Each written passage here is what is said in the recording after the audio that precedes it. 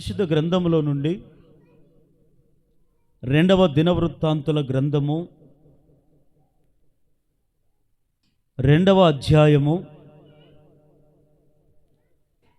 9-10 వచనాలు ఎవరైనా గట్టిగా చదవండి. లెబానోను నుండి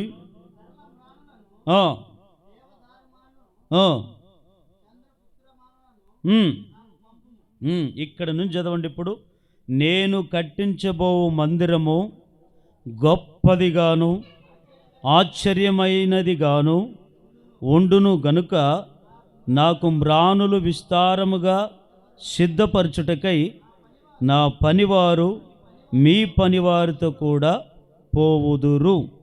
చాలు, కొద్దిగా అందరూ మనసు పెట్టి వినండి. ఇక్కడ సొలొమోను కాలంలో మందిరాన్ని కట్టమని దేవుడు సొలొమోనుకి సెలవిచ్చినప్పుడు ఈ సొలొమోను తండ్రైన దావీదుకు మందిరం కట్టే భాగ్యం రాలేదు. కానీ ఎన్నోసార్లు దేవుని అడిగాడు, దేవా నీ నామం ఘనత కొరకు ఒక మందిరాన్ని కడతాను, నా చేతులతో కడతానంటే దేవుడు అన్నాడు, దావీదు నీ చేతులతో మందిరము కట్టొద్దు. మరి ఎలా నా ఆశ అంటే, ఒకవేళ నీకు మందిరం కట్టే ఆశ ఉండొచ్చు, కానీ నీకు పుట్టబోయే నీ కుమారుని ద్వారా మందిరాన్ని నేను కట్టిస్తాను అన్నాడు. అసలు మందిరం కట్టాలంటే మనుషులకు సాధ్యమేనా? కాదు. మనకు సాధ్యం కాకపోవచ్చు, మనకు అసాధ్యం కాదు, దేవునికి అసాధ్యం. కొన్నిసార్లు మన జీవితంలో ఎన్నో ఆశలు ఉంటాయి. ఈ సొలొమోను కూడా పుట్టిన వెంటనే తను ఎప్పుడైతే యవ్వన ప్రాయానికి వచ్చాడో తండ్రి అయిన దావీదు చెప్పాడు, నా కుమారుడా సొలొమోను, నువ్వు మందిరాన్ని కట్టడం ప్రారంభించమంటే ఈ సొలొమోను మందిరం కట్టడం ప్రారంభించాడు. మందిరం కట్టాలంటే ఏమేమి కావాలి చెప్పండి మీరు? ఏం కావాలి? రాళ్ళు, ఇసుక, రకరకాలు. అన్నిటికంటే ముఖ్యము ఇది లేకుంటే రాళ్ళు వస్తాయి, ఇవి లేకుంటే ఇసుక వస్తుందా, ఇవి లేకుంటే ఏమన్నా వస్తావా? కుమారుడు మందిరం కడతాడని తెలుసుకునే తండ్రి అయిన దావీదు ఏం చేశాడు తెలుసా? ఇంత డబ్బు పోగు చేశాడంట. ఇంకా కుమారుడు పుట్టుకోకముందే దేవుడు ఆ మాట చెప్పాడు, నీకు పుట్టబోయే నీ కుమారుడైన సొలొమోను ద్వారా నే మందిరము. ఈయనకు ఒక జాగ్రత్త ఎక్కువ. తండ్రికి ఏముంటుంది? అందుకే ఈరోజు ఏ దినం ఇది? Father's Day. తండ్రికి ఎప్పుడు బాధ్యత, సహనము. తల్లికి గుణము తల్లికి ఉంటుంది, తండ్రికి ఉండే గుణము. కానీ ఎంతసేపు ఉన్న ముందు తల్లి కనపడుతుంది, కానీ వెనుకున్న తండ్రి కనపడతాడా?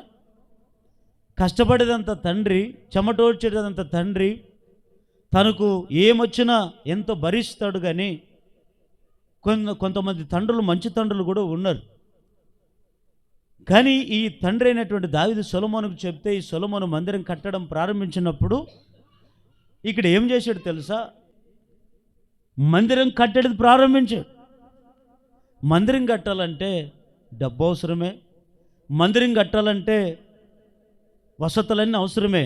కానీ అన్నిటికంటే విలువైన వారు పనివారు అవసరము. ఎవరు అవసరమండి? ఈరోజు అంశం పేరు ఏమిటో తెలుసా? సంఘములో పనివారు. చెప్పండి. ఓ సంఘము బాగా గొప్ప కనపడాలంటే, సంఘము దేవునికి మహిమకరంగా ఉండాలంటే ఈ డబ్బు కాదు, వాటికి కావలసిన అవసరతలు కాదు దేవునికి మహిమ తెచ్చేది. పని చేసేవారు ఉన్నారే, వారు ముఖ్యం. అందుకే ఆ మాట అంటాడు. ఏమంటాడు? నేను కట్టించబో మందిరము గొప్పదిగా ఉండాలి, ఆశ్చర్యకరముగా ఉండాలి గనుక నాకు మ్రానులు విస్తారముగా సిద్ధపరచుటకై నా పనివారు మీ పనివారితో కూడా పోదురు. అంటే సంఘాన్ని కట్టాలంటే, సంఘాన్ని స్థాపించాలంటే, సంఘం గొప్పగా కనబడాలంటే, సంఘం 10 మందికి దీవెనకరంగా ఉండాలంటే, సంఘం ఆశ్చర్యకరంగా ఉండాలంటే ఇక్కడ ముందు ఎవరు పని చేయాలి తెలుసా?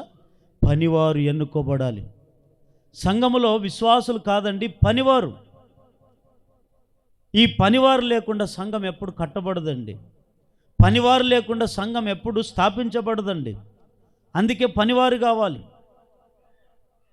అక్కడే మొదటి దినవృత్తాంతాల గ్రంథం 23వ అధ్యాయము 24వ వచనం చదవండి. వీరు తమ పితరుల ఇంటి వారిని బట్టి లేవీలుగా ఎంచబడిరి. పెద్దలైన వీరు 20 సంవత్సరములు మొదలుకొని అంతకు పై వయస్సు గలవారై తమ తమ పేరుల లెక్క ప్రకారము ఒక్కొక్కరుగా నెంచబడి యెహోవా మందిరపు అంటే సంఘము సేవ చేయు పనివారై ఉండిరి. ఆ కాలంలో సొలొమోను మందిరం కట్టిస్తున్నప్పుడు ఎంతోమంది పనివారు వచ్చారు. ఇక్కడ మీరు బాగా పాయింట్ చేయండి. 100 మందిని పనికి పిలుస్తారు లేదా? ఆ 100 మందిని పనికి పెట్టుకుంటారా కొన్ని సందర్భాల్లో? ఎందుకు? వారికి ఎంతమంది పనివారు అవసరమో అంతమందినే సిద్ధపరచుకుంటారు. పొలాలు పని చేసుకునే వాళ్ళకు మనకు ఒక 2 ఎకరాలు పొలం ఉందంటే ఎంతమంది పిలుస్తాం పని చేయడానికి? ఒక 5 మందినో 10 మందినో పిలుస్తాం. అట్లని చెప్పి 100 మందిని పిలుస్తామా? 100 మందిని పిలిపించి పని చేయించుకుంటే నష్టపోయేదంత ఎవరు? నీవే. ఇప్పుడు పనివారంటే కూడా ఎవరిని పడితే వారు సంఘంలో పనివారుగా ఉండడానికి అవకాశం లేదు. పని చేయడానికి కూడా ఈ పని చేసేవారు ఏం చేస్తారంటే ముందు పని చేసేటువంటి వారి యొక్క స్వభావం ఏమిటో తెలుసుకుంటారు. ఈ పనివారు చేసేవారికి ఏముండాలో తెలుసా? ఒకటి, పలానా వాళ్ళు పని చేపిస్తే పలానా వాళ్ళకి ఈ పని బాధ్యత ఇస్తే నమ్మకంగా చేస్తారు, జాగ్రత్తగా చేస్తారు, జాగ్రత్తగా ఈ సంఘానికి పనిగా ఉపయోగపడతారని యజమానులైన వారు వారిని సిద్ధం చేసుకుంటారు. ఆ దినాల్లో కూడా అదే జరిగించారు ఈ సొలొమోను. ఎంతోమంది పనికి పిలిస్తే కొంతమంది నెరపరచుకొని కొంతమంది ఎన్నుకొని ఎవరైతే చక్కగా పనిచేస్తారో, ఎవరైతే నమ్మకంగా ఉన్నారో, ఎవరెవరైతే ఆ సేవకుడు చెప్పిన మాటలు విని దాని ప్రకారం పని చేసుకుంటే లోబడి ఉన్నారో వారిని మాత్రమే పనికి ఏర్పాటు చేసుకున్నారు, కానీ నియమించుకున్నారు. ఇప్పుడు సంఘములో కూడా పనివారు అవసరం. పనివారు లేకుండా సంఘం ఎప్పుడు ముందుకి వెళ్ళదండి. ఈ పనివారంటే మనమందరము పనివారమే. లూకా సువార్త 10వ అధ్యాయం 2వ వచనం చదవండి. పంపినప్పుడు ఆయన వారితో ఇట్లనెను, కోత విస్తారముగా ఉన్నది కానీ ఇప్పుడు బాగా వినండి. పనివారు ఎంతమంది ఉన్నారు? ఇప్పుడు కోత ఎంత ఉంది? విస్తారంగా ఉంది. పనివారు ఎంతమంది ఉన్నారు? కొద్దిమందే ఉన్నారంట. ఎందుకు ఈ మాటను కోత విస్తారంగా ఉంటే పనివారు కూడా విస్తారంగా ఉండాలి కదా అంటే ఎందుకు యేసు ప్రభువారు ఈ మాట చెప్పాడు తెలుసా? పనివారు ఉన్నారు కానీ నమ్మకస్తులు లేరు. పనిచేసేవాళ్ళు ఉన్నారు కానీ నమ్మకంగా ఒకరి కింద లోబడి పనిచేసేవాళ్ళు తక్కువ. అందుకని యేసు ప్రభువారు ఒక ఉపమానం చెప్తాడు. 2 యజమానులకు ఒక దాసుడుగా ఉండలేడు. ఉంటే ఒక యజమానునికి నువ్వు దాసుడుగా ఉండు. ఉంటే ఈ యజమానికైనా దాసుడుగా ఉండు. ఉంటే ఆదికైనా దాసుడుగా, ఉంటే సిరికైనా దాసుడైపో, ఉంటే దేవునికైనా దాసుడైపో. 2 యజమానులకు నువ్వు దాసుడుగా ఉండలేవు అంటాడు. అందుకే కొంతమందిని దేవుడు పనివారుగా పెట్టుకున్నాడు. అందుకనే పిలువబడిన వారు అనేకులు, ఏర్పరచబడిన వారు కొందరే. ఏర్పరచబడిన వారు సహితము ఈ సాతాను ఏం చేస్తున్నాడు? పని చేయకుండా సోమరితనం పెడుతున్నాడు. పని చేయకుండా సంఘానికి రానకుండా అడ్డుకుంటున్నాడు సాతాను. ఎవరు పని చేయాలి తెలుసా? పనివారు. సంఘంలో ఎవరు పని చేయాలి? పనివారు దేవుని పని చేయాలి. ఇప్పుడు మనం అందరము ఒకప్పుడు పని పాట లేకుండా మన సొంత పనులు చేసుకునే వాళ్ళం. ఏదో మనకు నచ్చిన దేవుని పూజ చేసుకొని మనకు నచ్చినట్టుగా మనం ఉన్నాం. ఒకప్పుడు దేవుడు కానీ దేవుళ్ళకు పూజ చేసాం, దేవుడు కానీ దేవుడు మ్రొక్కాం, ఇష్టానుసారంగా ఉన్నాం. కానీ దేవుడు మనం నశించిపోకుండా ఉండాలని ఆయన సంకల్పం చెప్పున ఏం చేశాడు తెలుసా? మన అందరినీ పనికి పిలిచాడు. పనికి పిలిచి ఏం చేశాడు తెలుసండి? సంఘములో మనందరికి పని ఇచ్చాడు. ఒకరికే ఇద్దరికా? అందరికి ఇచ్చాడా? ఒకరికి ఇచ్చాడా? అందరికీ. ఇప్పుడు మనం అందరం ఎవరో తెలుసండి? మనమందరం పనివాళ్ళే. ఇక్కడ ఎవరు గొప్ప, నువ్వు గొప్ప, నేను గొప్ప, నువ్వు తక్కువ, నేను తక్కువ, నీవు అట్లా నేను ఇట్లా అనేది ఇక్కడ భేదాలు ఏమి ఉండకూడదు సంఘంలో. ఎందుకంటే మనం చేసేది మన పరమ తండ్రి అయిన ఆ దేవుని పని గనుక, ఆ విలువైన పనిచ్చాడు గనుక మనమందరము ఎవరు పని చేస్తున్నామో తెలుసా? నా పని కాదు, మీ పని కాదు, మనమందరం కలిసి ఎవరు పని చేస్తున్నాం ఇక్కడ సంఘంలో? దేవుని పని చేస్తున్నాం. అందుకే దేవుని బిడ్డలారా, కోత విస్తారంగా ఉంది. కోత అంటే సేవ. ఆ కోత కోయడానికి ఎవరు అవసరము? పనివారు అవసరం. ఈ భూమి మీద దేవుడు సేవ అనే పని ఇచ్చాడు. కోత కోయడం అంటే దేవుని సువార్త. వెదజల్లాలి, 10 మందికి వెదజల్లి దేవుని పని చేయాలి. ఈరోజు చాలామంది సేవకులు కావచ్చు, సంఘ విశ్వాసులు కావచ్చు, దేవుని సేవ చేయడని చెప్పి ఈ ప్రాంతాలు వదిలి వేరే వేరే ప్రాంతాలకు వెళుతున్నారు. వెళ్ళి ఆఖరికి దేవుని సువార్త ప్రకటిస్తుంటే కొంతమంది వాళ్ళని కొట్టి పంపిస్తున్నారు లేదా, చంపుతున్నారు లేదా? ఎందుకంత చంపుకునేంత పని ఏం చేశాడు ఆయన? ఎందుకంత దేవుని కొరకు హింసపడాలి అంటే యేసుప్రభు వారు అంటారు, నా నిమిత్తము మీరు హింస పొందిన మీరు ధన్యులు. నా నిమిత్తం మీకు శ్రమలు వస్తాయి, నా నిమిత్తం మీకు నిందలు వస్తాయి, నా నిమిత్తం మీకు అవమానాలు కలుగుతాయి, నా నిమిత్తం మిమ్మల్ని కొడతారు, నా నిమిత్తం మీరు చంపుతారు, అయినా మీరు నా పని అంటే ఎంతమందిని పిలిచి నా పని చేయమండి అంటే కొంతమందికి దేవుని పని పక్కన పెట్టేశారు. వారు సొంత పనుల మీద పడిపోయారు. మరి దేవుని పని చేసేవాడు ఎవరు? దేవుని పని చేసేవాళ్ళు ఎవరు? దేవుడు అదే అంటున్నాడు, వెళతారా లేకుంటే వెళ్ళే వాళ్ళని పంపిస్తారా? ఊరికి రాలేదు కదండి భక్తులు ఈ పాటలన్నీ. అంటే ఆ భారం, దేవుడిచ్చిన ఈ పని మనకెంతో, ఇది నిర్లక్ష్యం. మన పని మనం ఎంత నిర్లక్ష్యం చేసుకుంటామా? అంటే ఈరోజు నీ పని కొరకు ఎంతో ప్రయాసపడుతున్నావు. మరి సంఘములో నీకు నాకు పని ఇచ్చాడు కదా, ఆ పని చేయడానికి కొంతమందే ఉన్నాం. ఈ పని ఎట్లా చేయాలో తెలుసా? నమ్మకంగా మనం చేయాలి. హల్లెలూయా. అయితే ఈ పని చేసే వాళ్ళంతా ఏమై ఉన్నారు తెలుసా? 2 కొరింథీయులకు రాసిన పత్రిక 8వ అధ్యాయము 23వ వచనం.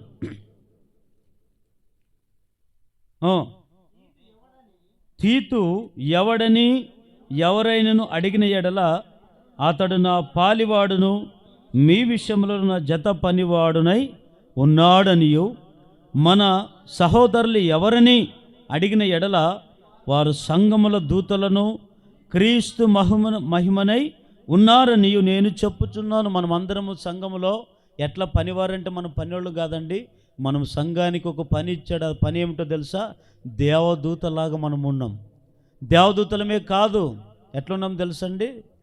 దేవుని మహిమనై పనిచేసేవారంతా ఎవరో తెలుసా? దేవుని మహిమనై ఉన్నాం.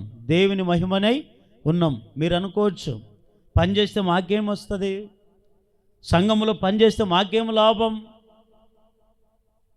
ఆ పని చేస్తే ఏదైనా ఇంత సంపాదించుకుంటాం, ఈ పని చేస్తే మాకు డబ్బు వస్తుంది, ఈ పని చేస్తే మాకు సంపాదన వస్తుంది అని నీ ఆలోచన చేస్తావు. మరి సంఘంలో నీ దేవుని పని నువ్వు చేస్తే దేవుడు నీకు జీతం ఇవ్వలేడా? వాక్యం అంటుంది, పనివారు జీతానికి పాత్రలే కదా. మరి ఎలాంటి జీతం ఇస్తాడు దేవుడు? సంఘంలో నువ్వు నేను పని చేస్తున్నాం కదా, మరి ఎలాంటి జీతం ఇస్తాడు మనకు అంటే, యావేలు గ్రంథము 2వ అధ్యాయము 29వ వచనం చదవండి. దినములలో నేను పనివారి మీదను పనికత్తెల మీదను నా ఆత్మను కుమ్మరింతును. చాలండి. ఇప్పుడు సంఘములో పనిచేసే వాళ్ళకి అందరికీ ఒక జీతం ఉంది. ఏమిటా జీతము? చెప్పండి, ఏంటి ఆ జీతము? దేవుడు ఏం కురిపిస్తాడంట పనిచేసేవారి మీద? ఆత్మను. ఎవరి ఆత్మ? దేవుని ఆత్మను. ఇదే జీతం. మీరు అనొచ్చు, ఏం చేయాలయ్యా ఆత్మ తీసుకొని తలగొట్టుకోవాలా అని మీరు అనొచ్చు. మాకు ఇప్పుడు అప్పుల సమస్య ఉంది, మా పనులను వదిలిపెట్టి సంఘంలో పని చేసుకుంటుంటే మాకేం లాభం కలుగుతుంది అని మీరు అనొచ్చు. కానీ నీ డబ్బు కంటే, నీ ఆస్తి అంతస్తుల కంటే, నీ ఉద్యోగాలు వ్యాపారాలు అన్నిటికంటే దేవుని పని నువ్వు చేయగలిగితే వీటన్నిటికంటే శ్రేష్టమైన దేవుని ఆత్మ నీ మీద కుమ్మరిస్తాడు. డబ్బు పెడితే వచ్చేది కాదు అది, డబ్బు పెడితే సంపాదించుకునేది కాదది. నీ వేరే బయట పని చేస్తే డబ్బు ఇస్తారేమో నీకు, సంఘములో పని చేస్తే దేవుడు నిన్ను ఆత్మను కుమ్మరిస్తాడు. గారెడు సీమోన్ అనేటువంటి వ్యక్తి ఉన్నాడండి. అతను గారెడులు చేస్తూ ఏం చేశాడంటే బాగు చేసేవాడు. కానీ తాను ఏదో కనుకట్టి ఏదో దాంట్లో లోకానుసారమైన స్వస్థత కలగజేస్తే, కానీ ఫిలిప్పు అనే దైవజనుడు వెళ్ళి పరిశుద్ధాత్మ శక్తి ద్వారా ఏం చేస్తున్నాడు, వారికి తల మీద చేతులు పెట్టి ప్రార్థన చేస్తుంటే అందరు ఏం పొందుకుంటున్నారు, ఆత్మను పొందుకున్నారు. ఈ ఆత్మను పొందుకునే వాళ్ళని చూసి ఈ గారడి సీమోనుకు వచ్చింది డౌటు, నేను ఇన్ని గొప్ప కార్యాలు చేశాను, అంతరాలు మంత్రాలు ఇవన్నీ కూడా వేసి, మరి ఇన్ని చేతులు ఇచ్చి ప్రార్థన చేస్తున్నాడే, అందరు ఆత్మను పొందుకుంటున్నారే, నాకెందుకు లేదా వరం? మరి ఎంతో ఆస్తిని తెచ్చుకున్నాను, ఎంతో ఆస్తిని సంపాదించుకున్నాను, పేరు ప్రాఖ్యాతను సంపాదించుకున్నాను, నాకు లేదే ఆ వరం అనుకొని ఏమడిగాడు తెలుసా? వెళ్ళి పేతురు, యోహాను అనేటువంటి శిష్యులను వెళ్ళి అడిగాడు, అయ్యా మీరు ఎవరు తల మీద చేతులుంచి ప్రార్థన చేస్తున్నారు కదా, వాళ్ళు పరిశుద్ధాత్మను పొందుకుంటున్నారు, నాకు కూడా ఆ వరము అడిగాడు. డబ్బు పెట్టి అడిగాడు. అప్పుడు పేతురు, యోహానులు ఏమన్నారు? దేవుని ఎదుట నీ హృదయం సరైనది కాదు. ఇది దేవుడు ఒకరికి ఆత్మను అనుగ్రహిస్తేనే అది మనం పొందుతాం. అది దేవుడి నుంచి వచ్చే ఆత్మ. ఈరోజు దేవుని బిడ్డలు ఒకటి గుర్తుపెట్టుకోండి, ప్రభునందు పడే ప్రయాస ఎన్నటికి వ్యర్థమో కాదు. దేవుని కొరకు చేసే ప్రతి పనిని దేవుడు మరింతగా నిన్ను నన్ను ఆశీర్వదిస్తాడు ప్రభు. కానీ ఈరోజు కొంతమందికి దేవుని పని అంటే నిర్లక్ష్యం, దేవుని పని అంటే సోమరితనంగా, దేవుని పని అంటే మాకేమొస్తుందిలే, దేవుని పని చేస్తే మాకేమొస్తుందిలే లాభం అనుకొని లాభాన్ని ఆశించి దేవుని పని చేయకుండా మన సొంత పనులు మనం చేసుకుంటున్నాం. అందుకే కొంతమందికి దరిద్రత, రోగాలు, సమస్యలు, ఎటు పోతే అటు పెడుతున్నాడు శ్రమలు. అయినా మనుషులకు అర్థం కాదు. దేవుడు అందుకే మీరు నమ్మకంగా ఉంటున్నారనే దేవుడు మనకు పని ఇచ్చాడు. నీకు నాకు మనందరికీ దేవుడిచ్చే ఒక పని ఇచ్చాడండి. ఆ పని ఏమిటో తెలుసా? సొలొమోను కూడా మందిరాన్ని కట్టేటప్పుడు పనివారిని ఎన్నుకొని, నమ్మకమైన వారిని ఎన్నుకొని పని అప్పగించాడు. పని అప్పగించిన వారందరూ కూడా ఏం చేశారు తెలుసా? నమ్మకంగా సంఘంలో ఏం చేశారు? దేవుని పని చేశారు. అందుకే సొలొమోను కట్టిన మందిరము గొప్పగా మారిపడిపోయింది. సొలొమోను కట్టిన సంఘము ఆశ్చర్యకరంగా ఉంది. శాబా దేశపు రాణి ఆ సంఘాన్ని చూడడానికి వచ్చింది. ఎక్కడో ఏ దేశం, ఆ దేశానికి వినపడింది. సొలొమోను మంచి నగరాన్ని కట్టాడు, సొలొమోను మంచి సంఘాన్ని కట్టాడని ఎప్పుడైతే తెలుసుకున్నారో దేశాలందరూ కూడా ఎక్కడికి వచ్చారు? సొలొమోను కట్టిన మందిరాన్ని చూడడానికి వచ్చాడు. అందుకని ఆయన కట్టించబోయే మందిరం ఎట్లుండాలంట? గొప్పగా. మందిరం అంటే మనం ఏం పోల్చుకోవాలి దానికి? సంఘం. మనం కట్టే సంఘం ఎట్లుండాలి చెప్పండి? ఎట్లుండాలి? గొప్పగా ఉండాలి. మనం కట్టే సంఘం ఎట్లుండాలి? ఆశ్చర్యకరంగా ఉండాలి. మరి ఆశ్చర్యకరంగా సంఘం కట్టాలంటే, ఆశ్చర్యకరంగా గొప్పగా కట్టాలంటే ముందు ఎవరు ఉండాలి? నమ్మకమైన పనివారు ఉండాలి. ఆ నమ్మకమైన పనివారు ఉండగలిగితే సంఘం గొప్పగా దేవుడే కట్టించబోనుగాక. చెప్పండి గట్టిగా ఆమేన్ చెప్పండి. మరి సంఘములో పనిచేసేవారు ఏమై ఉన్నారు తెలుసా? దేవుని మహిమనై ఉన్నాం. సంఘానికి దూతల వలె దేవుడు మనల్ని నియమించుకున్నాడు. అలాంటి వారికి, పనిచేసే వారికి ఏం చేస్తాడు తెలుసు? దేవుని ఆత్మను కుమ్మరిస్తాడు. అయితే అంశంలోకి వెళదాం. మరి పనివారు,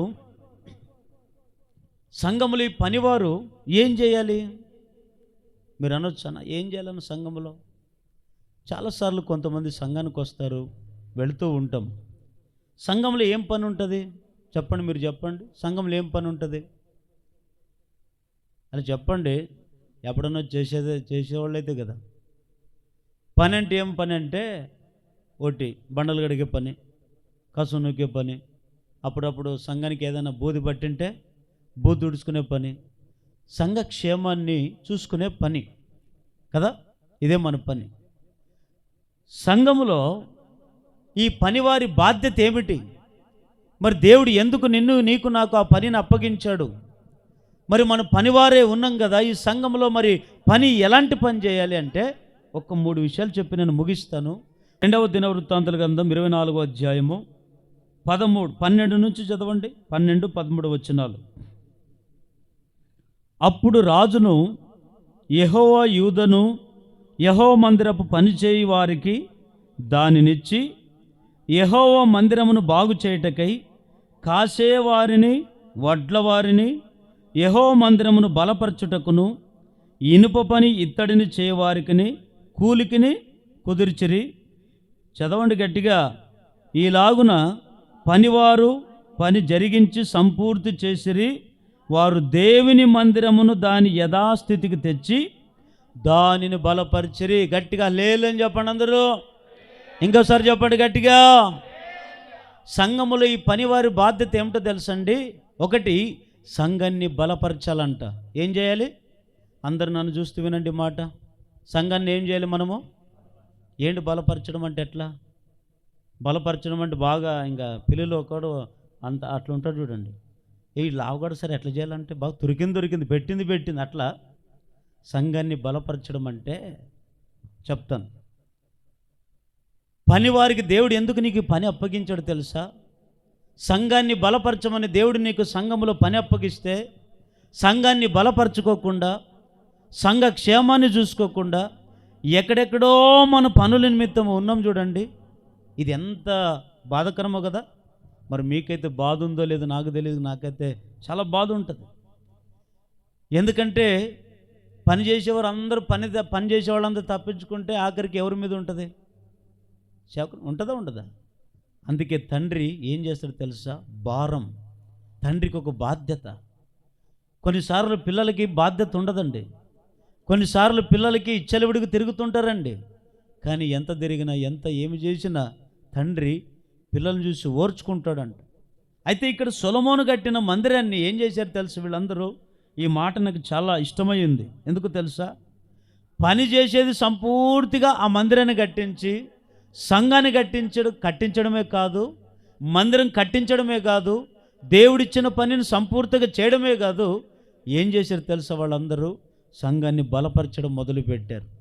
బలపరచడం అంటే సంఘానికి ఆర్థిక స్తోమత అవసరం, సంఘానికి నడిపించే విధానం అవసరమై ఉంది. కానీ ఈరోజు సంఘాన్ని బలపరిచేవారు లేరు, సంఘాన్ని బలహీనపరిచేవారు ఉన్నారు. సంఘాన్ని బలహీనపరిచేవారు ఉన్నారు కానీ సంఘాన్ని బలపరిచేవారు లేరు, తక్కువ. అందుకే దేవుని బిడ్డలారా, ఈ సంపూర్ణ విశ్వాస ప్రార్థన పండుగలో దేవుడు మనతో చెప్తున్న మాట ఏమిటంటే, పనివారులారా మీరు నా పని చేయండి. పని చేయడమే కాదు, నేను మీకు ఇచ్చిన ఆ పనిని సంపూర్తి చేసి మీరు సంఘాన్ని ఏం చేయాలంట? బలపరచండి. ఆదివారం వస్తే ఆదివారం మరలా సంఘం ముఖం చూస్తామా?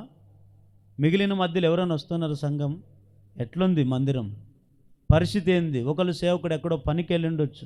ఆత్మీయ తండ్రి లేకపోయినా సంఘాన్ని బలపరిచే విధానం అందరికీ ఉండాలి. సేవకుడు లేకపోయినా నేను సంఘాన్ని బలపరుస్తాను. దేవుడు మనకిచ్చిన ఈ పని శాశ్వత దేవుని రాకడ వరకు ఈ పని తరతరాల వరకు నిలబడాలనే ఆలోచన, అలాంటి వైరాగ్యం కలిగిన వాళ్ళు తక్కువైపోయి చల్లారిపోయారండి. కానీ ఆ దినాల్లో సొలొమోను కట్టిన సంఘానికి కడుతున్న వాళ్ళు ఎట్లా చేశారు తెలుసా? సంఘాన్ని బలపరుస్తున్నారంట. సంఘం మీద ఎంత ఆసక్తి చూడండి. మరి ఆ రోజు వారికి ఉద్యోగాలు లేవా? చేతి పనులు లేవా? కూలి పని చేసుకునేవారు కాదా? అన్నీ వదిలిపెట్టి మీరు అనొచ్చు, అన్న ఎప్పుడు దేవుని పని చేయాలంటే మరి మా పనులు కూడా ఉంటాయి కదన్నా. దేవుడు ఏమిచ్చాడు? ప్రతిదానికి సమయం.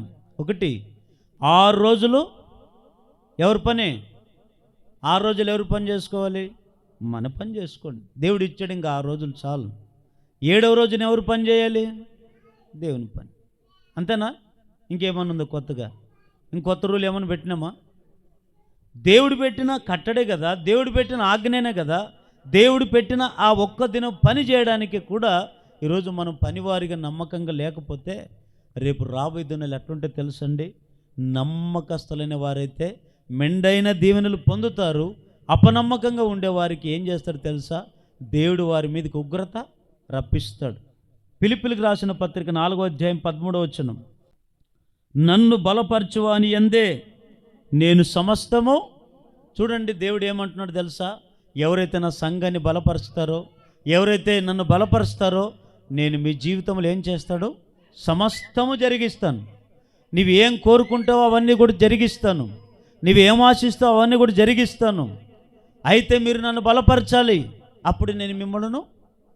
దేవుడు చెప్తున్న మాట ఏమిటో తెలుసా? నన్ను బలపరచువాని అందే నేను సమస్తము చేస్తాను.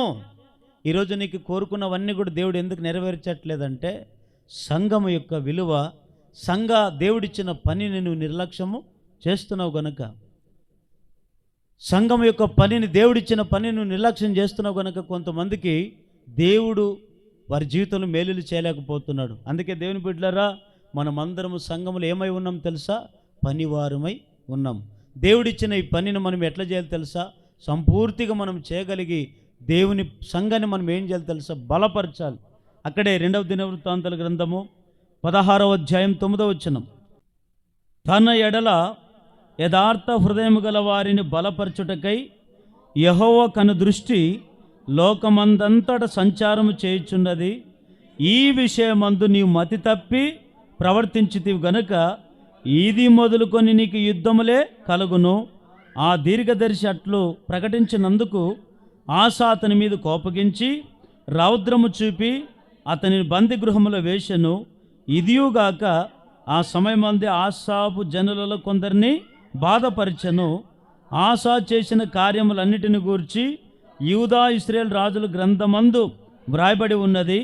ఆసా తాను ఏలుబడి యందు 39వ సంవత్సరమున పాదములలో జబ్బు పుట్టి తాను బహుబాధపడినను, దాని విషయమై అతడు యెహోవా యొద్ద విచారణ చేయక వైద్యులను పట్టుకొనెను. ఆసా తన పితరులతో కూడా నిద్రించి తన ఏలుబడి యందు 41వ సంవత్సరమున మృతి నొందగా. ఒకసారి గట్టిగా అందరూ హల్లెలూయా చెప్పండి. ఇంకోసారి చెప్పండి గట్టిగా. చూడండి, ఇక్కడ ఆసా అనే రాజు గురించి నేను మీకు చెప్తాను, వినండి. ఈ ఆసా అనేటువంటి రాజు ఉన్నాడు. ఇంకొక రాజు ఎవరో తెలుసా? హానాను. ఏం పేరు చెప్పండి? హానాను అనేటువంటి రాజు ఉన్నాడు. ఆ రాజు కింద ఇంకొక రాజు ఎవరో తెలుసా? ఆసాపు రాజు. ఈ హానాను అనేటువంటి వ్యక్తి దీర్ఘదర్శి అంట. అంటే దేవుని మందిరం కట్టిన తర్వాత సంఘాన్ని ముందుకు తీసుకొని వెళ్ళాలొద్దా? ముందుకు నడిపించాలొద్దా? నడిపించాలి కనుక ఈ హానాను ఒక్కొక్క ప్రవక్త ఆయన చచ్చిపోతే ఇంకొకరు లేపుతారు. ఈ హానాను అనేటువంటి వ్యక్తికి దేవుడు బాధ్యత అప్పగిస్తే, ఈ బాధ్యత ఏం చేశాడు తెలుసా? ఆసాపు అనే రాజుకు అప్పగించాడు.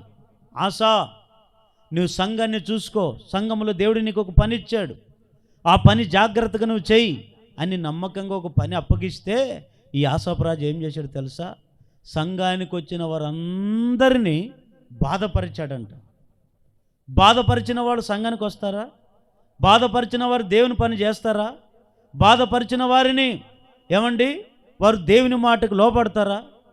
ఎప్పుడైనా సంఘానికి వచ్చే ప్రతి వ్యక్తితో మనం ఎట్లా మాట్లాడాలంటే, ఒకరినొకరు ప్రేమగా మాట్లాడండి. కొంతమంది గాయపరిచేవారు ఉంటారు, ఆసాపుల రాజు లాంటి వాళ్ళు, బాధపరిచే వాళ్ళు లాగా ఉంటారు. చిత్రమని అంటే సంఘంలో ఎట్లా ప్రవర్తించాడంటే మతి తప్పి ప్రవర్తించాడంట. ఏం తప్పి? మతి తప్పి ప్రవర్తిస్తే, మతి తప్పి ప్రవర్తించినందుకు దేవుడు ఏం శిక్ష వేశాడు తెలుసా?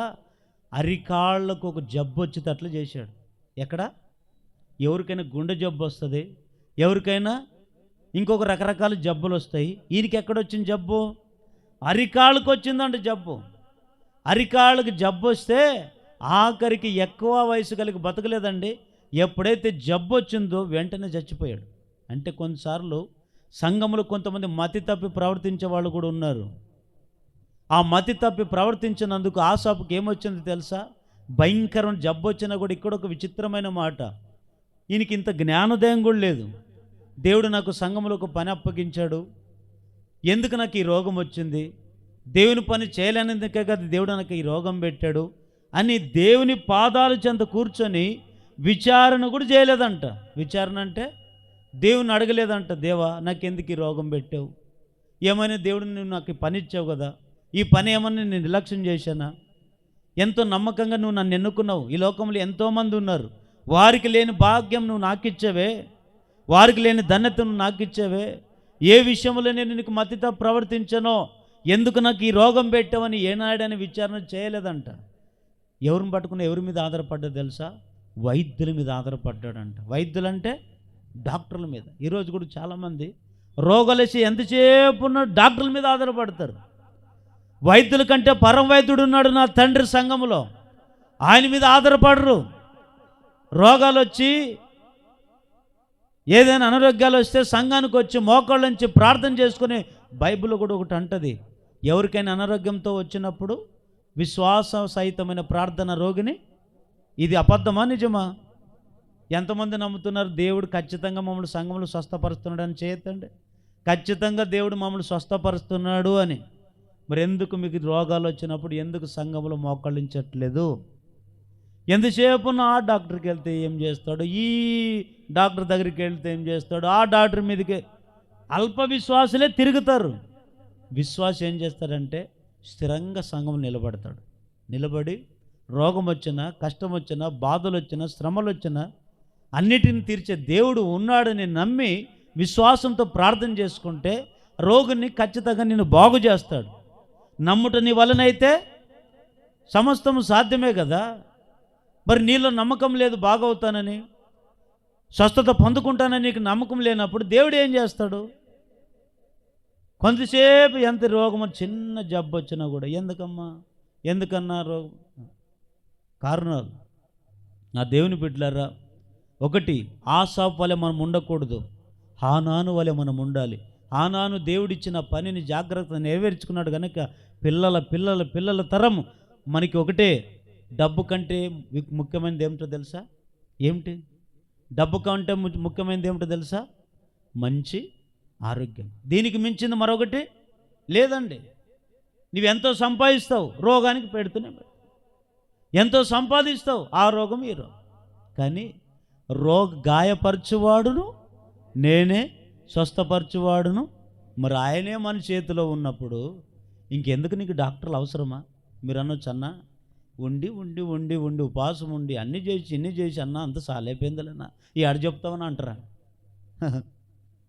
ఉండడం అంటే అల్ప విశ్వాసంతో ఎందరైనా ఉంటారు. నీకేం బాగా. నేను అంటాను ఒకటండి, విశ్వాసంతో మనము సంఘములో దేవుడిచ్చిన పనిని సంపూర్తిగా చేసి సంఘాన్ని బలపరిచే వారిగా మనం ఉండనట్లయితే, మతి తప్పి ప్రవర్తించుకోకుండా జాగ్రత్తగా మన ఒళ్ళు జాగ్రత్త పెట్టుకొని సంఘంలో ఉండగలిగితే నీకు ఏ రోగం నీ ఎదుట, ఏ తెగులుని గుడారము సమీపించదు, ఏ బాధని, ఏ రోగముని దరి చేరదు. ఎందుకు తెలుసా? దేవుడు మనకిచ్చే ఆశీర్వాదం అది. చాలామందికి చిన్న చిన్న జబ్బులు వస్తే డాక్టర్లు సంప్రదిస్తాం, కానీ వైద్యుల కంటే పరం వైద్యుడు ఉన్నాడు. ఆయనకు అసాధ్యం అంటే ఏమీ లేదు. నీవు ఎట్లాంటి సమస్యలు వచ్చినా దేవుని సన్నిధిలో మోకాళ్ళుంచి విశ్వాసంతో ప్రార్థన చేసుకో. ఆశవలే మనం ప్రవర్తించకూడదు. ఆశవలే మనం మతి తప్పి ప్రవర్తించకూడదు. సంఘంలో జాగ్రత్తగా మనం ఉండగలిగితే నా దేవుడు మిమ్మల్ని అందరూ కూడా స్వస్థపరచునుగాక. ఆఖరికి దేవుని పని అజాగ్రత్త చేయడం వల్ల, దేవుని పని మతి తప్పి ప్రవర్తించడం వల్ల ఏం తెచ్చుకున్నాడు ఆయన? ఆఖరికి పాదాల్లో పుండు తెచ్చుకున్నాడు. పుండు తెచ్చుకున్న ఆయన బతికాడా? ఎక్కువ దినాలు బతకలేదు, 2 నాలుగు చచ్చిపోయాడు. మనం అలా ఉండకూడదు. దేవుని సన్నిధిలో దీర్ఘాయువు ఉంది, దేవుని సన్నిధిలో సంపూర్ణమైన సంతోషం ఉంది, దేవుని సన్నిధిలో నిత్య ఆశీర్వాదం మన మీద ఉంది. కనుక నువ్వు నమ్మకంగా దేవుని సంఘాన్ని మనం బలపరిచినట్లయితే ఆ దీవెనలు మీరు అందరూ పొందుకుందరుగాక. హగ్గై గ్రంథంలో ఇదొక్క మాట చూసుకొని ముందుకెళ్ళి ముగించుకుందాం. హగ్గై గ్రంథంలో పూర్వకాలంలో ఒక మందిరం ఉంది. సొలొమోను కట్టిన మందిరాన్ని పడగొట్టారు. పడగొట్టిన తర్వాత ఆ మందిరాన్ని కట్టే నాదుడు లేడు, ఇంకా కట్టేవాడు లేకపోతే సోరం బిండ్లు కట్టుకుంటున్నారంట. సోరం బిండ్లు అంటే అద్దాలు మేళ్ళు కట్టుకుంటున్నారంట, ఆస్తులు కొంటున్నారంట, అంతస్తులు కొంటున్నారంట. అరే మన కళ్ళెదురుగా మందిరం పడిపోయింది కదా, దేవునిలో మనమందరం దేవుని నమ్ముకున్న ప్రజలం కదా, దేవునిని ఆరాధించే వాళ్ళం కదా. మందిరం మీద ఒకరంటే ఒకరు ఆలోచన లేదంట దినాల్లో. ఆఖరికి దేవుని కోపం వచ్చి ఏం చేశాడు తెలుసా? వాళ్ళ ఉద్యోగాలు ఊడిపోయేటట్లు చేశాడు, పిల్లలకు రోగాలు పుట్టించాడు, పక్కలో పుండ్లు పుట్టించాడు, భూమి మీద వర్షం కురిపోకుండా చేశాడు, పంటలు పండుకోకుండా చేశాడు. ఇప్పుడైనా గ్రహిస్తారేమో అని చదవండి ఆ మాట. హగ్గై గ్రంథం 1వ అధ్యాయము 8-9 వచనాలు చదవండి. మీరు ఈ మందిరమును కట్టించిన ఎడల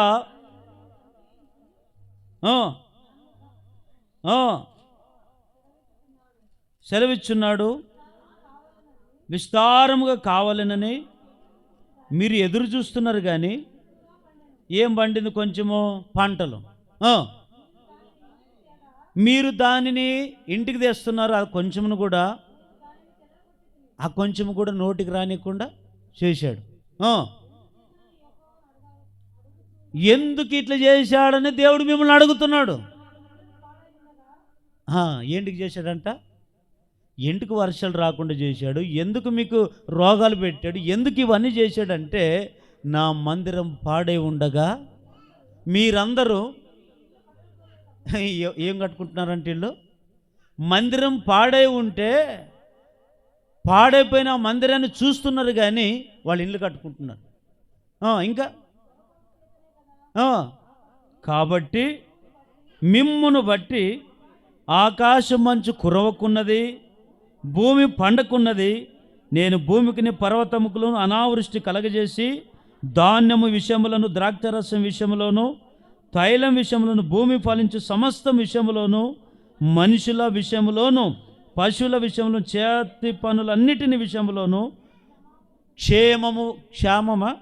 క్షేమము పుట్టించున్నాను. క్షేమం అంటే చెప్పండి. క్షేమం అంటే రోగాలు. ఏమిటికి రోగాలు పెట్టాడు దేవుడు? ఏకంగా నువ్వు పంట పండించుకుని ఎప్పుడు పొలం అన్నీ వేసుకున్నాం కదా, వాటికి ఏం పుట్టించాడంట? క్షేమం, రోగం. ఇప్పుడు కూడా కొంతమంది పంటలకు ఏమన్నా వస్తే ఏం కొడతామన్నా ఏం కొడతామన్నా? ఎవరున్నారు అన్నలు? ఏం కొడతామన్నా? మందులు కొడతాం. మందులు కొడితే ఎందుకు కొడతాం? మందులు పురుగు చావాలని. అంటే ఆ దినాల్లో రెండో మందిరం కట్టించాలని ఎంత దేవుడు కోరుకుంటున్నా సొలొమోను ఆ పని చేశాడు, కానీ మిగిలిన వారికి ఎంత పని అప్పగించినా దేవుని పని కట్టట్లేదంట. దేవుని పని చేయకుండా వారి సొంత పనులకు చేసుకోవడం ప్రారంభించాడు. అయితే దేవుడు ఏం చేశాడు తెలుసా?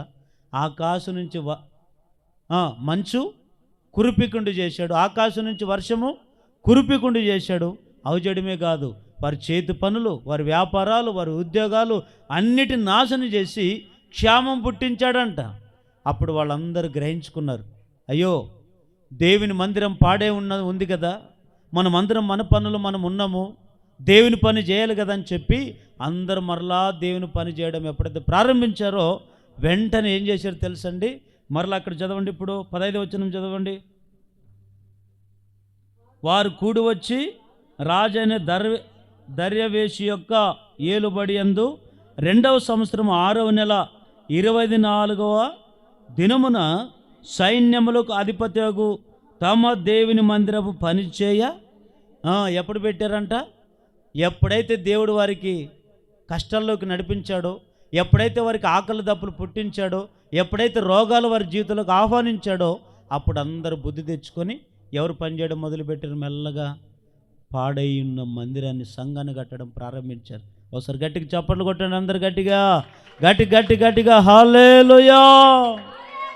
సంఘాన్ని కట్టడం ప్రారంభించాడు. ఎప్పుడైతే సంఘాన్ని కట్టారో అప్పుడు వాళ్ళకు రోగాలు తగ్గాయి, అప్పుడు వాళ్ళకు మంచి వర్షాలు కురిశాయి, అప్పుడు వాళ్ళకు మంచి మంచి పంటలు పండాయి, అప్పుడు వారి చేతి పనిని ఆశీర్వదించాడు, అప్పుడు వాళ్ళ పిల్లలకు ఉద్యోగాలు వచ్చాయి, అప్పుడు సమస్తాన్ని దేవుడు వారికి ఇచ్చినవన్నీ బాగు చేశాడు. ఎప్పుడు?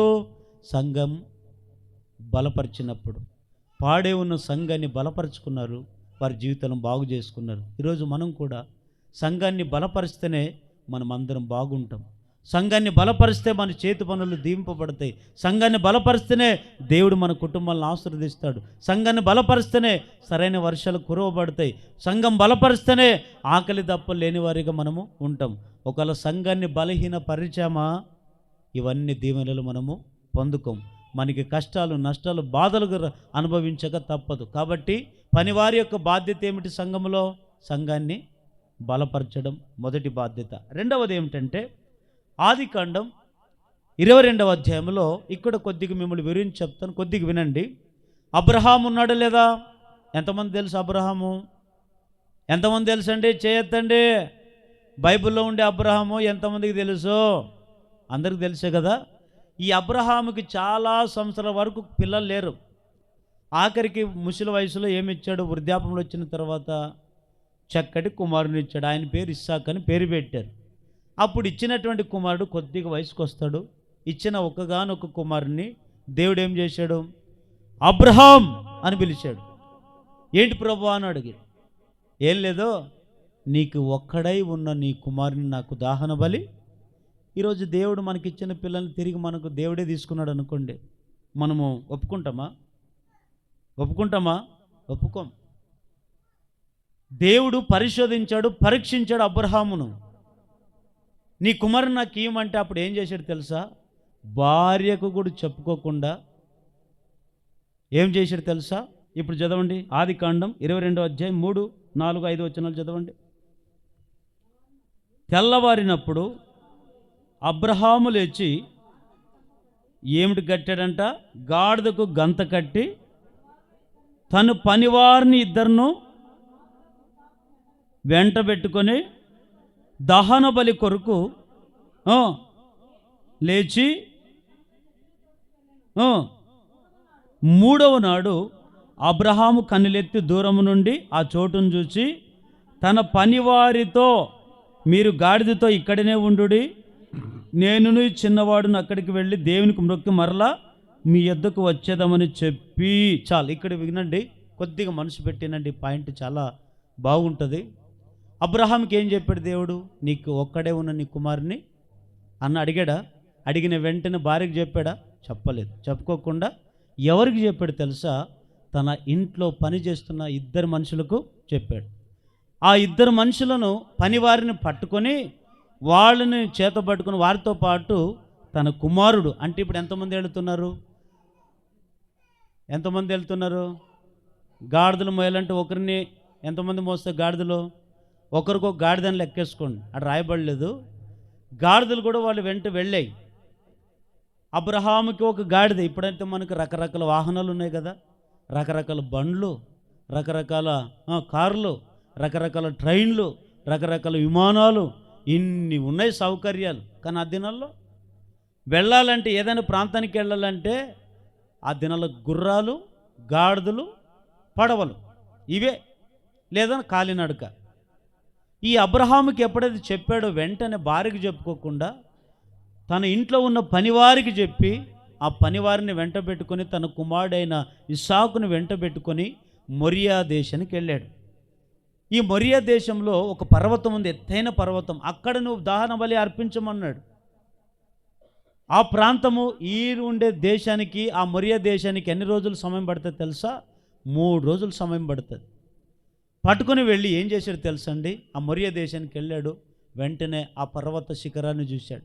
అది ఎత్తైన ఒక శిఖరం కనబడితే అప్పుడు పనివారికి చెప్పాడు, పనివారులారా, నేను నా కుమారుడు ఆ పర్వతం మీదకి వెళ్ళి దేవునికి మొక్కి మరలా మీ యొద్దకు వస్తాము, మీరు ఇక్కడే ఉండండి అని చెప్పాడు. ఇక్కడ నాకు నచ్చిన మాట ఏమిటంటే, ఎవరైనా పనివారు ఉంటారు, పనివాళ్ళు కొంతమందికి పలానా పని చేయమంటే చేయరు. మాకు ఓపిక లేదు పో అంటారా? కొంతమందికి ఓపిక లేదు. అదే కూర్చొని ముసలం ముచ్చట్లేని చెప్పు, ఎన్ని గంటలైనా ఓపిక ఉంటుంది. అదే కొద్దిగా పని చేయని చెప్పు, ఓపిక ఉంటుంది కొంతమందికి. అయితే ఈ పనివారికి ఏముందో తెలుసా? అబ్రహాము పలానా ఇన్ని గంటలకు వస్తాను, లేదా రేపు వస్తాను, ఎల్లుండి వస్తాను, అంతవరకు ఇక్కడే ఉండని చెప్పాడా? టైం చెప్పలేదు, సమయం చెప్పలేదు. మీరు ఇక్కడే ఉండండి, నేను మరల మొక్కి. అంటే పనివారికి చూడండి ఎంత ఓపిక, పనివారికి చూడే ఎంత సహనం. పనివారికి ఏముండాలో తెలుసా? రెండవదిగా ఓపిక ఉండాలి. ఏముండాలండి చెప్పండి? ఏముండాలి? ఉందే మీకు ఓపిక? ఎప్పుడెప్పుడు ముగిస్తావా? ఎప్పుడప్పుడు కేక్ తిందామా? హ్యాపీ బర్త్డే టు ఏమని చెప్పోదమా అన్నట్టుంది. ఇప్పుడు చూడండి, కొంతమందికి ఓపిక లేదు, సంఘంలో ఓపిక లేదు, ఇంట్లో కూడా పని చేసే దగ్గర ఓపిక లేదు. కొంతమందికి ఓపిక లేదు. కానీ పనికిరాని వాటి కొరకు ఎంతైనా ఓపిక ఉంటుంది. కొంతమంది వాక్యం వినడానికి ఓపిక ఉండదు. కొంతమందికి సంఘంలో వచ్చి కాసేపు కూర్చొని దేవుని ఆరాధిద్దామనే ఓపిక ఉండదు. కొంతమందికి ఏదో ఒక పని చేద్దామనే ఓపిక ఉండదు. ఓపిక లేని జీవితాలు కొంతమందికి. దేవుని బిడ్డలారా వినండి, ఈ పనివారికి ఎంత ఓపిక చూడండి. వారికి కూడా ఓపిక లేకపోయింటే అబ్రహామును వదిలి వాళ్ళ దారి వాళ్ళు చూసుకునే వాళ్ళేమో. నీతో మాకేం లాభము? కానీ యజమానుడు చెప్పిన మాట, యజమానుడు చూపిన ఒక మార్గం, యజమానుడు పెట్టే ఆ ఆహారానికి లేదా యజమానుడు చూపే ఆ ప్రేమకు వారు తలంచి యజమానికి కృతజ్ఞత భావమును బుద్ధి చూపించి ఏమండి ఓపికతో ఉన్నారంటండి.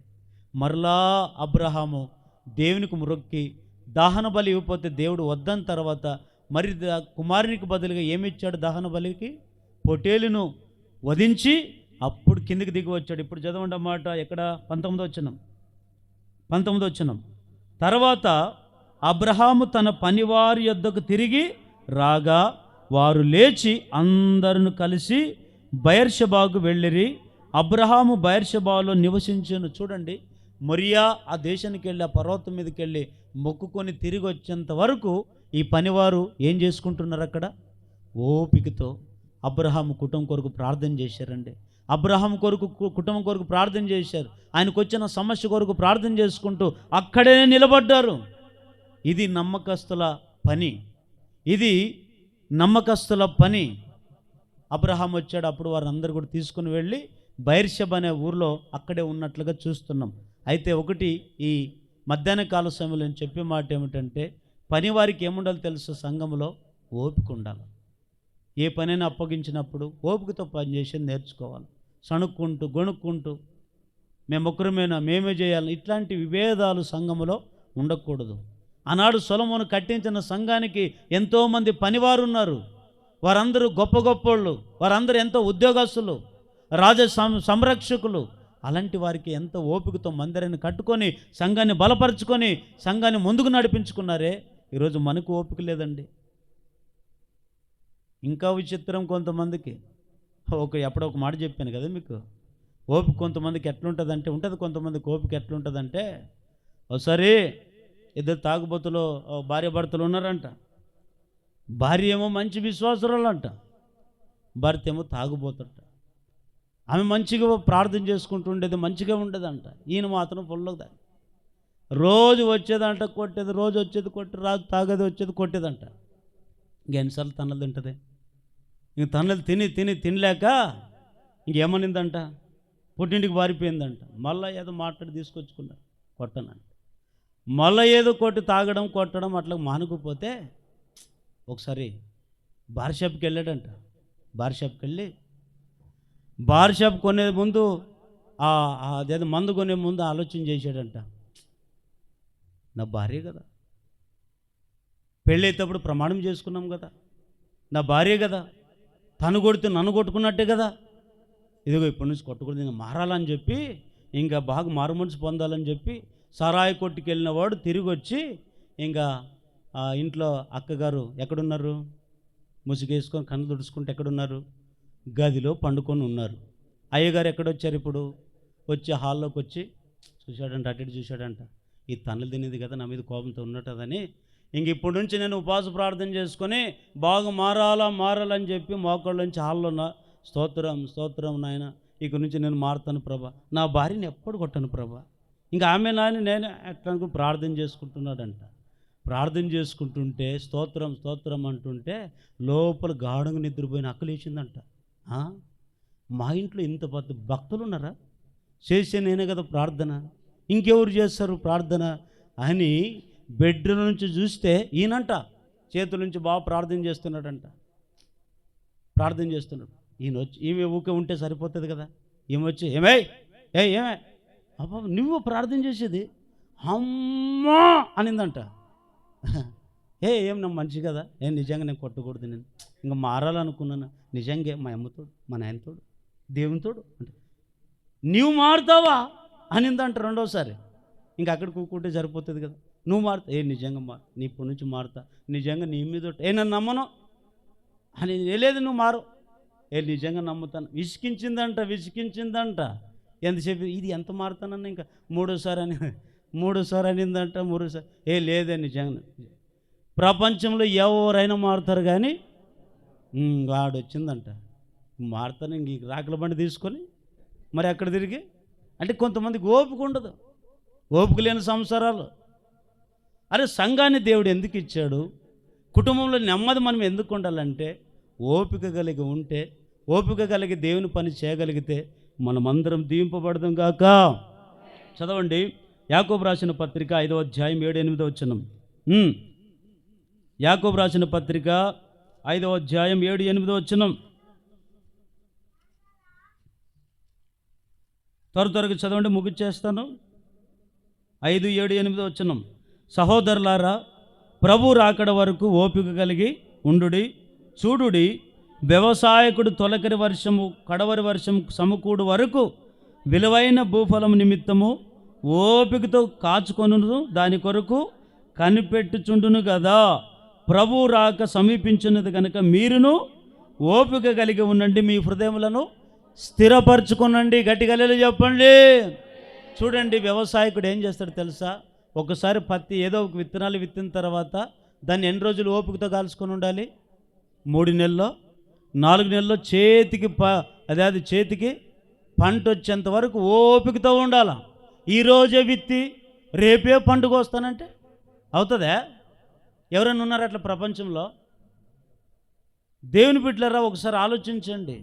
వ్యవసాయకుడు తన భూమి పంట కొరకు ఎంత ఓపికతో ఎదురు చూస్తాడో అంత ఓపిక మనకు ఉండాలి. ప్రభు రాకడ వరకు మనకు అందరికి ఏముండాలి? ఓపిక ఉండాలి. ఎప్పుడు వస్తాడు దేవుడు? ఎన్ని రోజులు భక్తి, ఎన్ని రోజులు పాటలు, ఎన్ని రోజులు వాక్యం, ఎన్ని రోజులు సంఘం, ఎన్ని రోజులు ఇది చర్చికి వచ్చేది, ఎన్ని రోజులు ప్రార్థనలు, ఇట్లా సణుక్కుంటూ ఓపిక లేకుండా జీవితాన్ని మనం ఎప్పుడు జీవించకూడదండి. ఈ తొలకరి వర్షం కురిచేంతనప్పటి నుంచి మొదలుకొని కడవరి వర్షం పడేంత వరకు ఆ వ్యవసాయకుడు ఎదురు చూస్తూనే ఉంటాడు. భూఫలం పండేంత వరకు, చేతికి వచ్చేంత వరకు ఓపికతో కాసుకొని ఉంటాడు. కానీ మనకి ఈరోజు దేవుని పని చేసే విషయంలో ఏమి లేదంటండి, ఓపిక లేదంట. రోమిలకు రాసిన పత్రిక 2వ అధ్యాయం 7వ వచనం. రోమిలకు రాసిన పత్రిక 2వ అధ్యాయం 7వ వచనం. 2:7. సత్క్రియను ఓపిక చేయించు, మహిమను ఘనతను అక్షయతను వెదుకు వారికి నిత్య జీవమిచ్చును. చూడండి, చాలామందికి ఓపిక ఉంటే ఈ ఓపిక ఏం చేస్తుంది తెలుసా? నీకు నిత్య జీవం ఇస్తుంది. హల్లెలూయా. ఏమిస్తుందంటే ఈ ఓపిక నీకు నిత్య జీవం ఇస్తుంది. దేవుని రాజ్యాన్ని స్వతంత్రంగా మార్చుకుంటావు. దేవుని రాజ్యం చేరేంత వరకు ఇది ఓపిక నిన్ను నడిపిస్తుంది. ఇశ్రాయేలు ప్రజలు దేవుడు ఎంతో ఐగుప్తు దేశంలో ఉన్నారు, బానిస బతుకుతున్నారు. కానీ దేవుడు ఎన్ని కార్యాలు చేసినా, ఎన్ని అద్భుతాలు చేసినా కొద్ది కష్టం వచ్చేసరికి ఓర్చుకునే ఓపిక ఉందా వారికి? లేదు. కొద్ది కష్టం వస్తే సణుక్కోవడం, కొద్దిగా ఏదైనా ఇబ్బందులు కలిగితే దేవుని మీద తిట్టుకోవడం, దేవుని మీద ప్రార్థన చేయడం వదిలేయడం, ఇవన్నీ కూడా చేస్తున్నారండి. ఈరోజు ఓపిక లేకుండా జీవితాన్ని జీవిస్తున్నారు. కానీ మనం అలా ఉండకూడదు.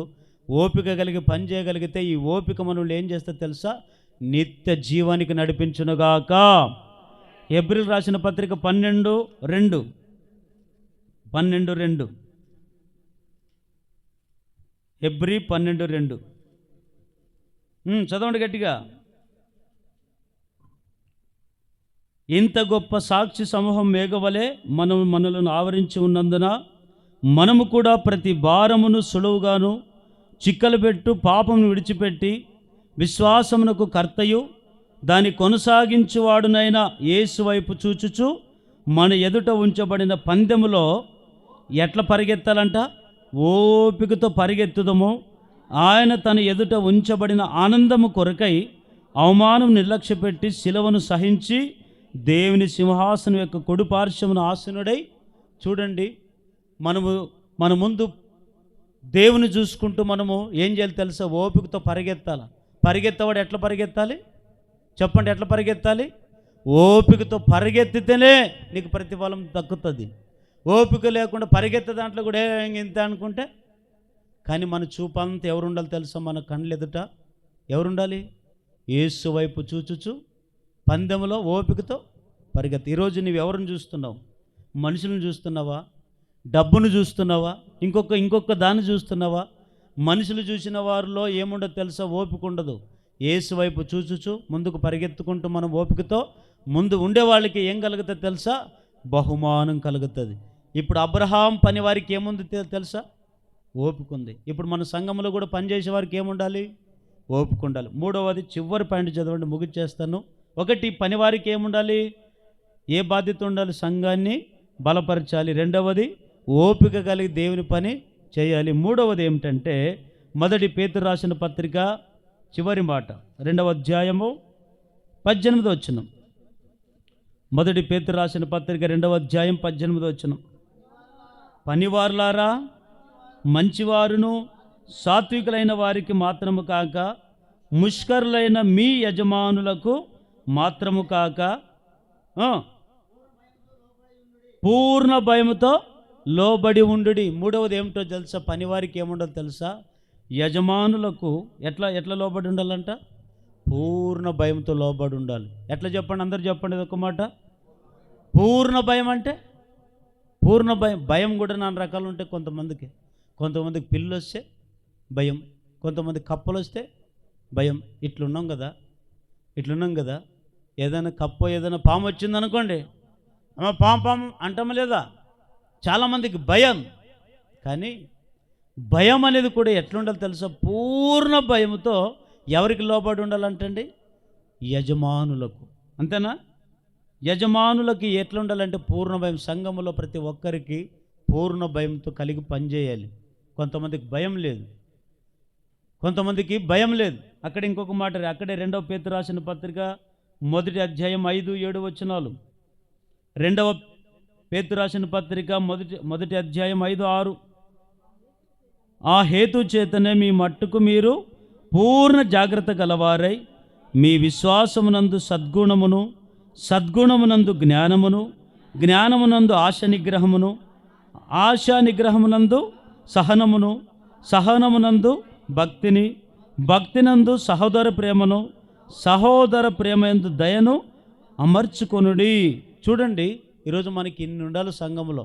సహోదర ప్రేమ ఉండాలి, ఇంకా ఓర్పు ఉండాలి, సహనం ఉండాలి, పరిపూర్ణమైన భయం ఉండాలి, నిజమైన భక్తి ఉండాలి, లోబడే విషయం కూడా ఉండాలి. ఇవన్నీ కలిగి మనం ఉండాలి. పరిశుద్ధ గ్రంథంలో మీరు ఒక సందర్భాన్ని తర్వాత మీరు చదువుకోండి. అక్కడ ఏమని రాయబడింది తెలుసా? యేసుప్రభు వారు ఒకసారి సముద్రంలో వెళుతున్నప్పుడు యేసుప్రభుతో పాటు యేసుప్రభు శిష్యులు కూడా అక్కడే ఉన్నారు. అక్కడే ఉంటే పెనుగాలులు తుఫానులు చెలరేగిపోతుంటే యేసుప్రభు గాఢంగా నిద్రపోయాడు. ఈ శిష్యులందరూ లేచి, బోధకుడా, నజరేయుడైన యేసు, మమ్మల్ని కరుణించు, కాపాడని బిగ్గర కేకలు పెట్టారు. తెల్లవారుజాము 4 గంటలప్పుడు జలప్రళయం వచ్చింది ఆ ఓడ మీద. అప్పుడు యేసుప్రభు టక్కన వెంటనే లేచి ఎవరిని గద్దించాడు? గాలిని గద్దించాడు. నీటిని ఎప్పుడైతే గద్దించాడో అవి యేసుప్రభుకు లోబడ్డాయి లేదా? అంటే ఈరోజు దేవుడు సృజించిన ప్రతి సృష్టి దేవునికి పూర్ణ భయంతో లోబడుతున్నాయి. కానీ లోబడిన వాడు ఎవరో తెలుసా? మానవుడు. ఆకాశ నక్షత్రాలు దేవునికి లోబడుతున్నాయి, సూర్యచంద్రులు దేవునికి లోబడుతున్నాయి. దేవుడు సృజించిన ప్రతి సృష్టి దేవునికి లోబడుతూ ఉన్నాయి. కానీ లోబడిన వాళ్ళు ఎవరు అంటే మనమే. అందుకే మనం కూడా పరిపూర్ణ భయం కలిగి యజమానుకు లోబడి దేవుని పని సంఘంలో చేయాలి.